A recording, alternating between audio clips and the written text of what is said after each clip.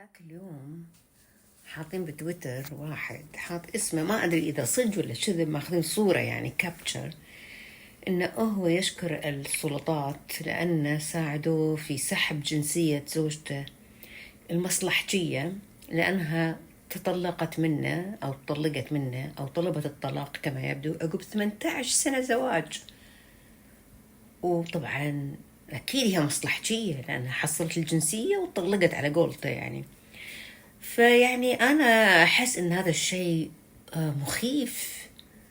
مخيف ومضحك مبكي بنفس الوقت. يعني شنو معنى زواج مصلحة؟ 18 سنة متزوجتك، شايف خلقتك، الله يعينها، مستحملتك، ما أدري شنو أنت مستغلها فيه، يعني غير التعنيف الأكيد اللي محصلته منك.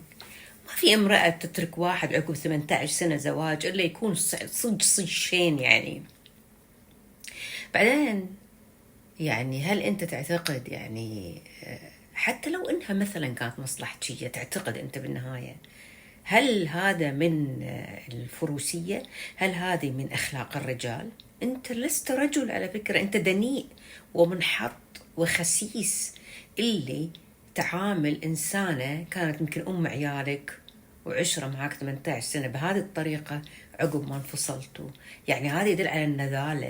إنسان النهايات تبين نهاية الإنسان، يعني شخصية الإنسان، أخلاق الحقيقية، النهايات هي اللي تبينها في الحقيقة. بعدين شنو مصلحة؟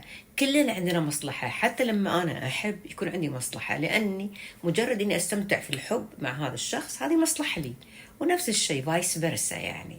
فما في شيء من غير مقابل في هذه الحياة، لازم تعرف في الموضوع. الشيء الثالث اللي لفت نظري إن في ناس قاعد يصفقون لبعد ويقدروا بالكم ما حد يقدر. واللي ضحك إن في ناس قاعد ترجع له أو تصفق له، يعني واحدة حاطة البوست وشوف احذروا احذروا لا تصيرون مثل هذا المسكين اللي عقب 18 سنة طلعت مصلحتية زوجته عشان حصلت الجنسية عقب 18 سنة. ماكو إلا بنات بلدكم يتحملونكم، علما ما ان البنت اللي او الزوجة هذه ام 18 سنة عشرة هذه كانت من فئة البدون يعني. فما اعرف، هي راح تعتبر بالنسبة لي نفس شخصية الكويتية يعني، لانها ولدت وعاشت في هذا البلد، يعني دول اجيال، الجيل الرابع يمكن. فيعني تحس ان الموضوع نفسه سخيف، غير انك انت قاعدة تهاجمين فئة كافي عليها اللي فيها يعني.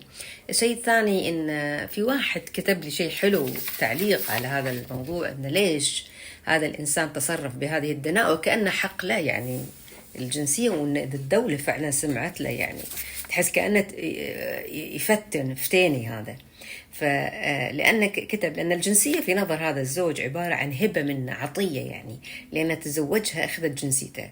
لو الجنسية تعطى كحق قانوني دستوري للذي يستحق طبعا، ما كان أحد تعامل مع موضوع الجنسية بهذا الاستخفاف والامتهان. يعني أنا أعطيتك جنسيتي وانت تكونين عبدة ذليلة عندي للأبد. ها، مفهوم التجنيس للأسف عند أغلب العرب كأنها مسألة نسب عند القبائل والعشائر. عموما أنت لست رجل، أنت إنسان دنيء. وحتى أي إنسان ينتقم من شخص كان معاه عشرة بهذه الطريقة، هذا إنسان خبيث وحقير وخسيس ونذل ومنحط